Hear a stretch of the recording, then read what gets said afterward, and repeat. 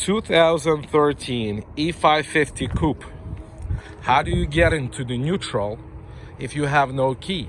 In my case, I bought the car with the key, but corporate gave me a wrong key to the 2018 GLA, GLS or whatever. So it's no good for me. So now, without the key, you see my car is in the parking, and I need to get it mobile. So first, what you do, you remove the shifter cover. With pride, it will pop out. Then, look inside. You have a yellow tab right there.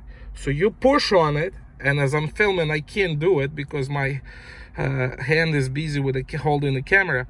Once you push on it, now this will be released. You see it's not moving, but I have to hold the camera.